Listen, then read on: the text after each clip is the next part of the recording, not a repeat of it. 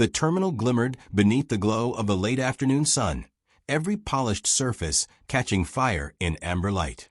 The PA system droned out boarding calls in a flat, mechanical tone, layered over the shuffling of luggage wheels and the staccato rhythm of hurried footsteps. Evelyn Harrington moved through the chaos with the poise of someone who had conquered far more demanding arenas. Her black heels struck the marble floor in a tempo that matched the swing of her leather briefcase, each step a study in precision. At 29, she had taken her tech startup from a cramped one-bedroom apartment to a multi-million-dollar empire. The business press adored her. They called her the visionary, the disruptor, the woman who outpaced the men. Her tailored navy suit fit like armor, hiding the truth. Every muscle ached, and exhaustion weighed on her like a lead coat.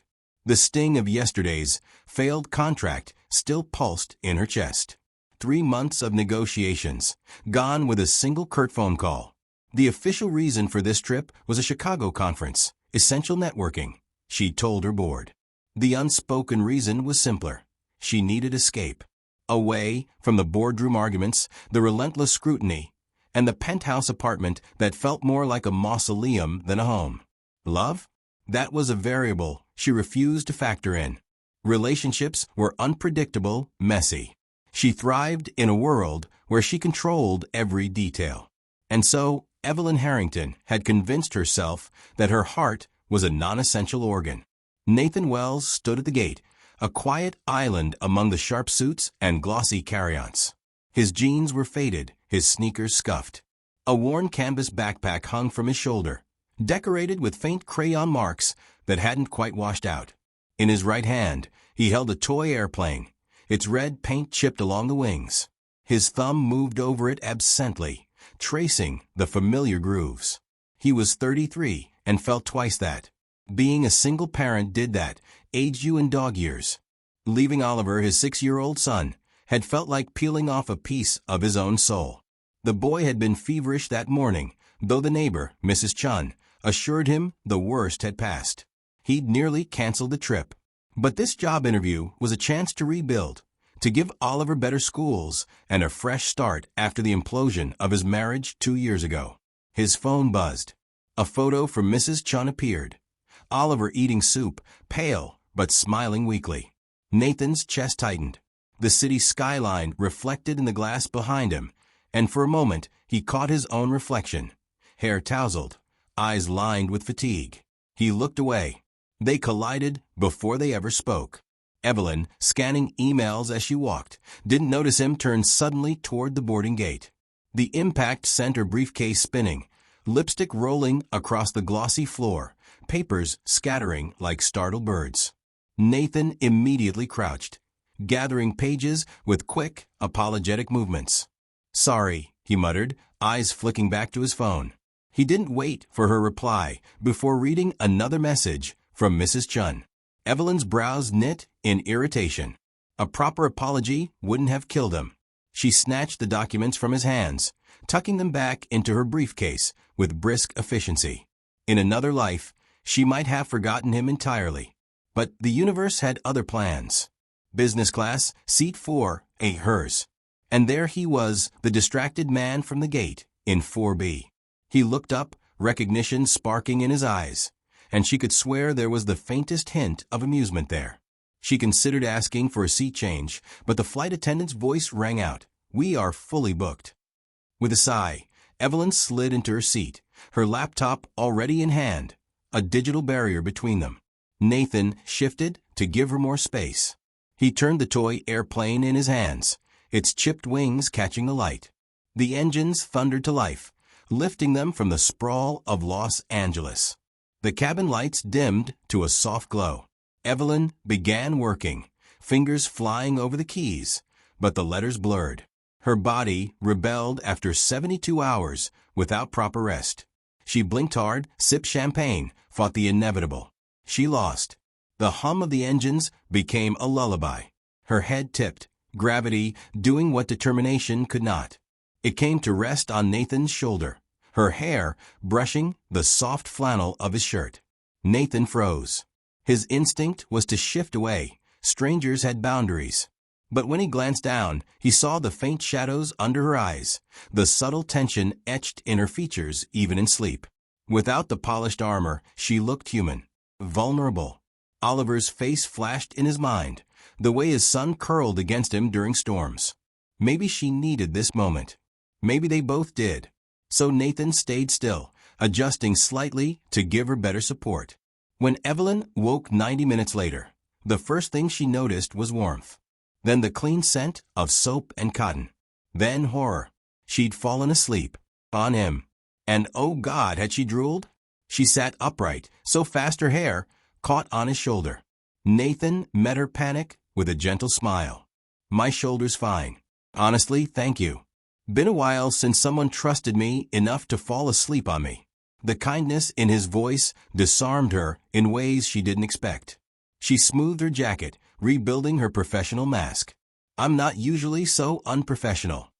We're 30,000 feet in the air, he said, eyes dropping to the toy in his hands.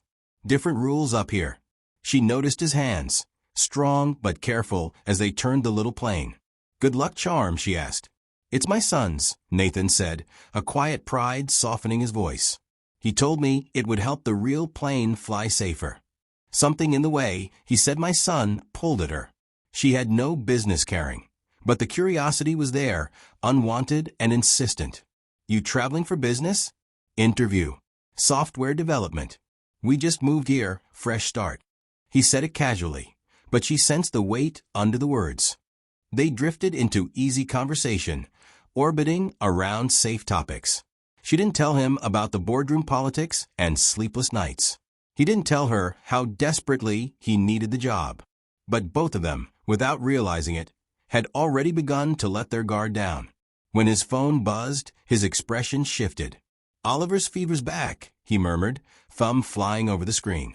Mrs. Chun says it's not too bad, but he cut himself off. She's not you. Evelyn finished quietly.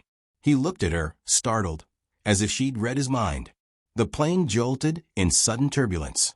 Instinctively, her hand shot out, gripping his arm. His hand covered hers, steady and warm. You're not scared, she asked. Of flying? No. Of not being there when Oliver needs me.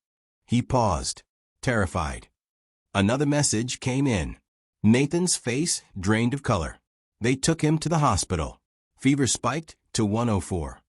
How long until we land? 2 hours, he said, the words both a plea and a curse. Without thinking, Evelyn threaded her fingers through his. Tell me about him. And so he did, the first word, airplane, the obsession with dinosaurs, now replaced by space, the Superman cape in grocery stores, the mispronounced RS.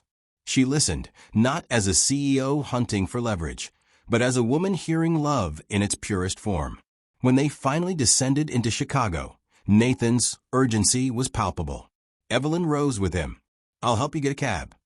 You don't have to. I want to. And for the first time in years, she meant it without any hidden agenda.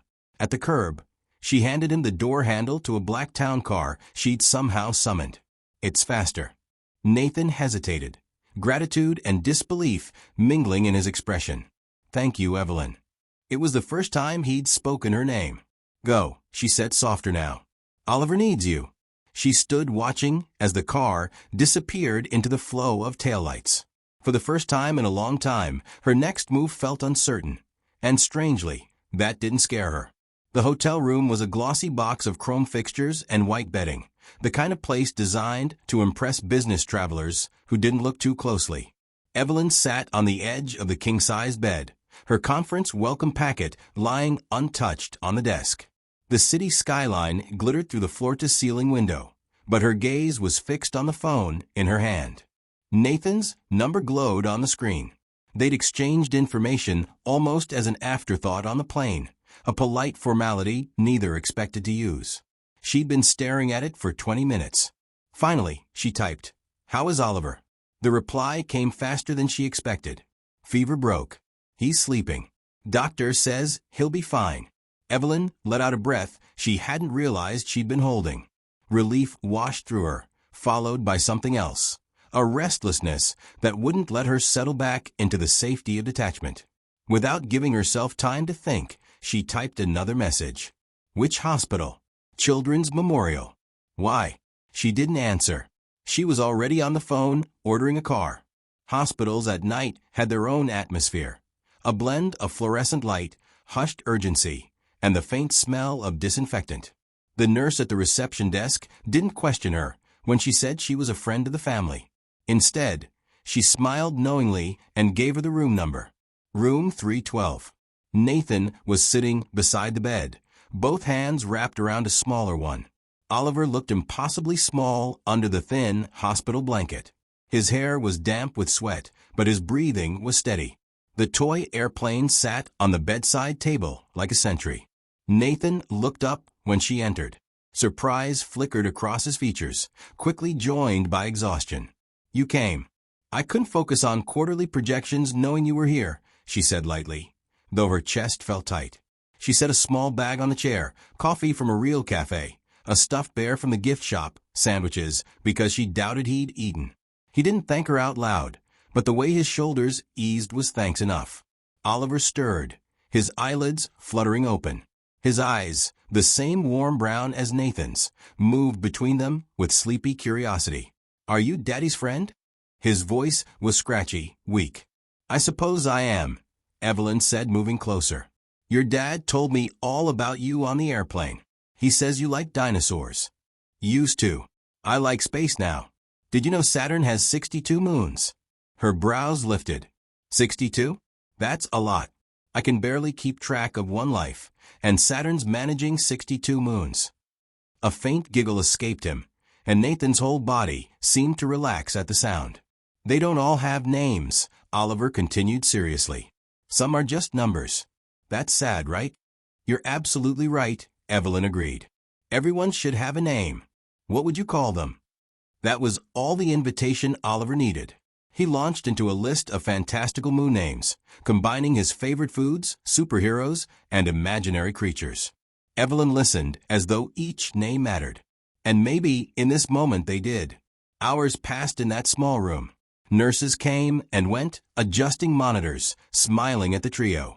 Oliver drifted in and out of sleep, each time waking to find both adults still there. Nathan told terrible dad jokes that made Oliver groan. Evelyn shared stories from her travels, carefully edited for young ears.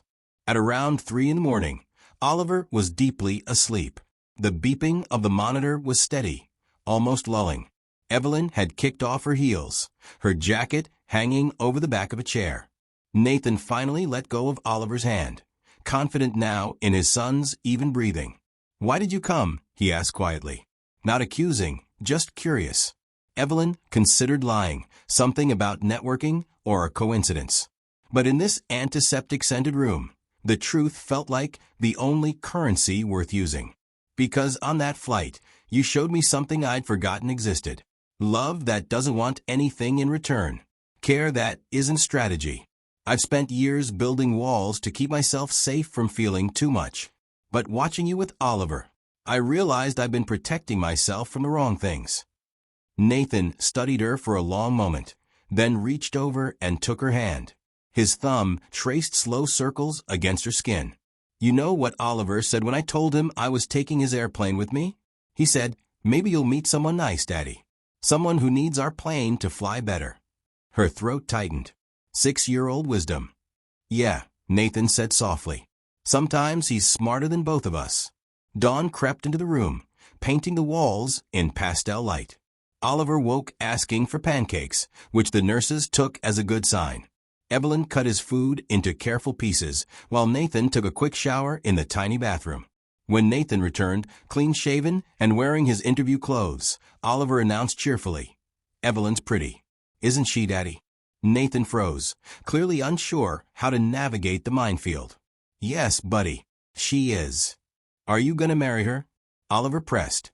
"Oliver," Nathan began, mortified. Evelyn laughed, the sound unexpected and free. "How about we start with being friends, and see where the plane takes us?" Oliver thought this over, then nodded solemnly.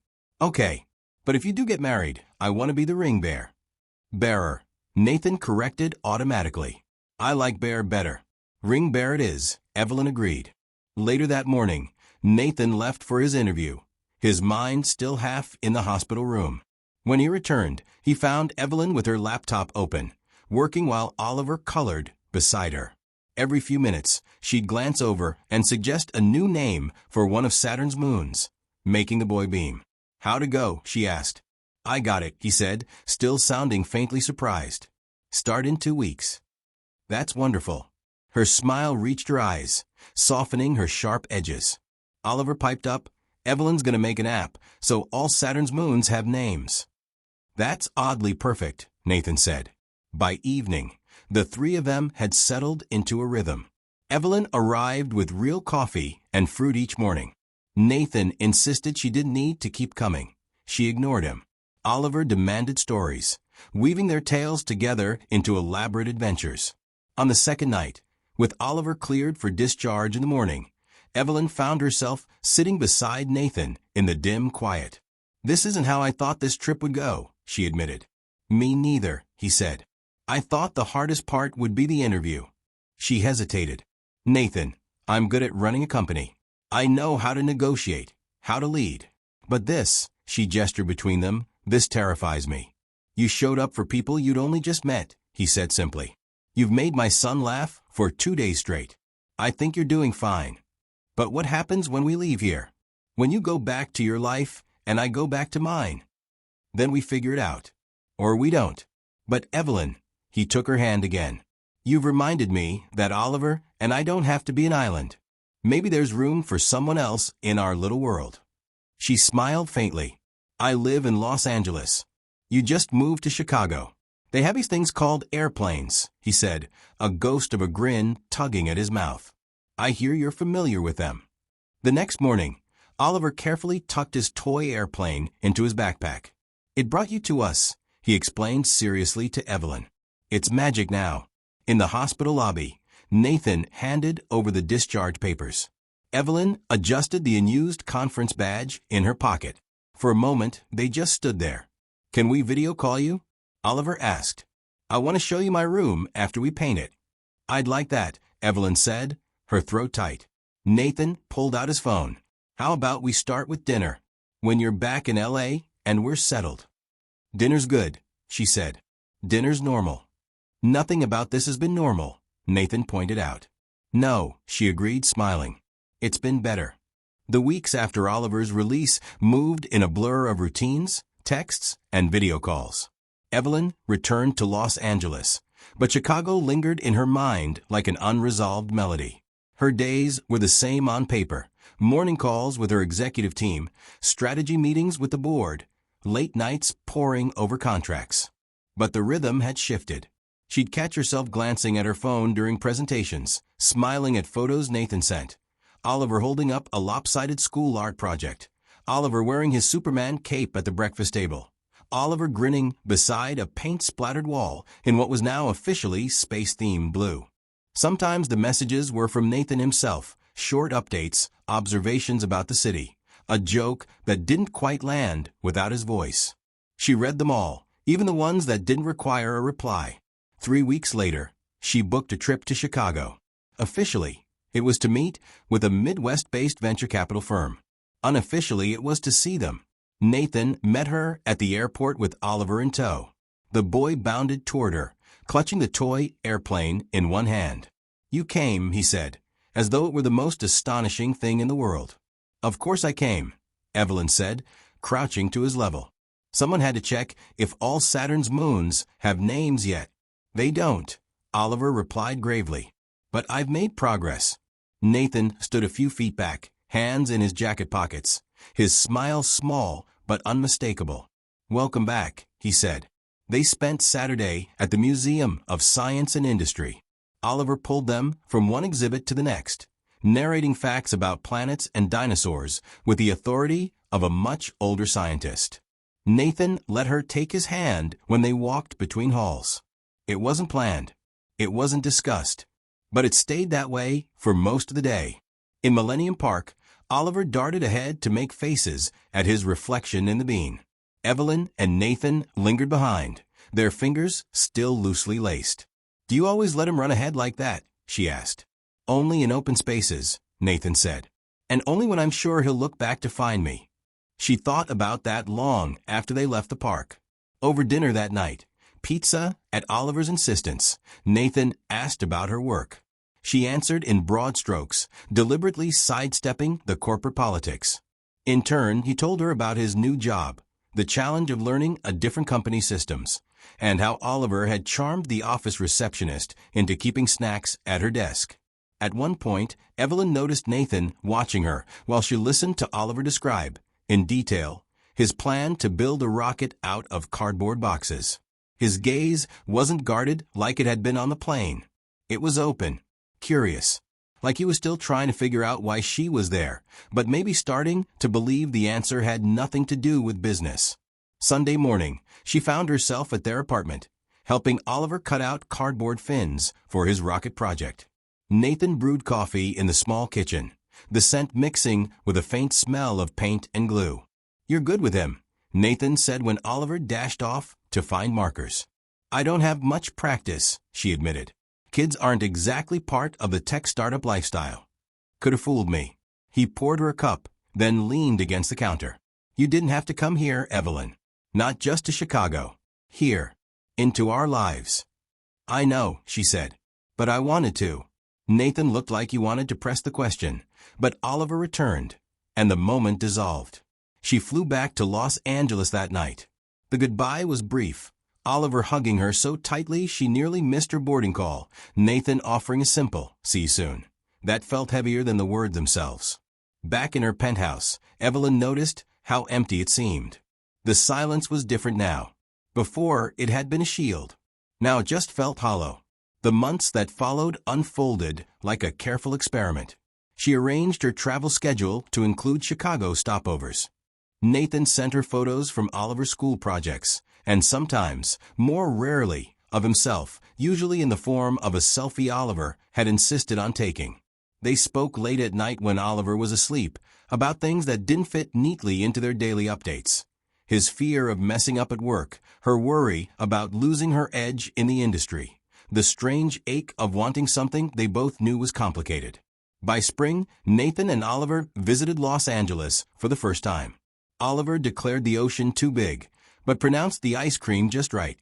Evelyn took them to her company headquarters, where Oliver sat in her office chair and announced he was now the boss. Nathan laughed, and she realized it was the first time she'd seen him look completely relaxed in her world. One evening, after Oliver had fallen asleep in the guest room, they sat on the balcony overlooking the city lights. Nathan held a glass of wine he hadn't touched. "This is dangerous," he said quietly. "What is?" she asked. "This. Us. Feeling like this." Evelyn leaned back in her chair. "I know." Neither of them said the obvious, that distance was a problem, that their lives were built in different cities, that this wasn't the kind of connection either had been looking for. But the words hung between them anyway. By the time summer rolled around, Evelyn had made changes to her company structure. Remote work options, a second office in Chicago under the guise of expanding into the Midwest market. Her board questioned the decision. She gave them numbers and charts. What she didn't give them was the truth, that she'd built her empire to be immovable, and now she wanted it to be able to follow her where she needed to go. 1 year after their first meeting, she was in Chicago again, not for business this time, but for the company's first Midwest Gala. The ballroom glittered with chandeliers, champagne flutes clinking in the hands of investors and executives.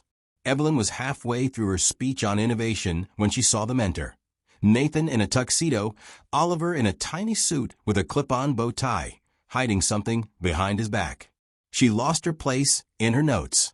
Oliver reached her first, pulling out a small painted canvas. 3 figures under a starry sky, an airplane overhead, Saturn in the corner. "I made it for you," he said proudly into the microphone she'd forgotten she was holding. "That's us. We're a family now, right?" The crowd laughed softly. Evelyn knelt, designer gown pulling around her, and hugged him. "Yes, sweetheart," she said. "We are." And that was before Nathan joined them on stage with a small velvet box in his hand. But that moment, and everything that followed, would come later. For now, the only thing Evelyn knew for sure was that a flight she'd boarded to escape her life had carried her straight into it. The gala lights glittered like 1,000 camera flashes, but Evelyn barely noticed them. Nathan stood beside her on the small stage, Oliver bouncing with barely contained excitement at their feet. In Nathan's hand was a small velvet box. "When you know something's right," Nathan said into the microphone, his voice steady despite the eyes of Chicago's elite fixed on them. "You don't wait for the perfect moment. You create it." He turned to Evelyn, the tuxedo fitting him almost too well, his expression both hopeful and certain. That flight a year ago was supposed to be just 4 hours. "But, Evelyn, I want to keep flying with you, through turbulence and clear skies, through everything life throws at us. Will you marry us? Oliver and me?" Oliver looked up, eyes wide and expectant. "Say yes. Say yes. I already told everyone at school you would." The crowd laughed. Evelyn felt her throat tighten. "Nothing about my life went according to plan after I met you too," she said, voice catching. "And thank God for that. Yes. Of course, yes."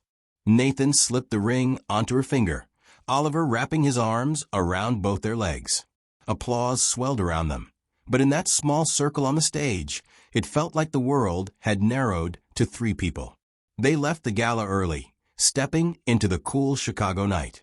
The city lights reflected in the windows of passing cars as Oliver walked between them, holding their hands. "Now that you're going to be my mom," Oliver said seriously, "can we get a dog?" Nathan groaned. "Oliver, I think a dog sounds perfect," Evelyn interrupted. "Every family needs a dog." Oliver's grin was instant. "I want to name it Saturn." 6 months later, they were married in a small ceremony by Lake Michigan. Oliver wore a miniature suit and, true to his word, was the ring bearer, complete with fuzzy ears Evelyn had custom-made. Mrs. Chun cried through the entire service. Nathan's vows spoke of finding someone who didn't just complete him, but inspired him to complete himself. Evelyn's vows spoke of a life once polished but empty, now beautifully messy. Oliver, insisting on speaking to, simply said, "Evelyn makes Daddy laugh and helps me with homework and doesn't get mad when I spill juice." That's love, right? No one in attendance disagreed. Life together wasn't a constant honeymoon. Evelyn's company still demanded long hours. Nathan's job had its own pressures. They argued about money, about whose turn it was to walk Saturn, about Oliver's screen time. They learned each other's silences, the moments when space was better than words. But they also learned each other's laughter, the kind that came at 11 p.m. when a burnt batch of cookies set off the smoke alarm, or on a Sunday morning when Oliver's pancake experiment turned out edible against all odds. They learned that love didn't mean a lack of storms. It meant holding on through them. One autumn night, 3 years after their first flight, Evelyn found Nathan standing in Oliver's doorway. Their son was 9 now, all long limbs and boundless curiosity, the toy airplane still on his nightstand. "What are you thinking about?" she whispered, slipping her arms around his waist. "How a delayed flight changed everything," Nathan murmured. "If I'd taken the earlier one, or if you'd flown the next day." "We didn't," she interrupted gently. "We were exactly where we were supposed to be." He turned, kissing her forehead. "Oliver asked me today if we could have a little sister." Her hand moved to her still flat stomach. "Tell him his wish is coming true in about 7 months." Nathan's eyes widened, joy breaking over his face like sunrise. He lifted her, spinning just enough to make her laugh before setting her down carefully. "Another adventure," he said. "The best kind," she agreed.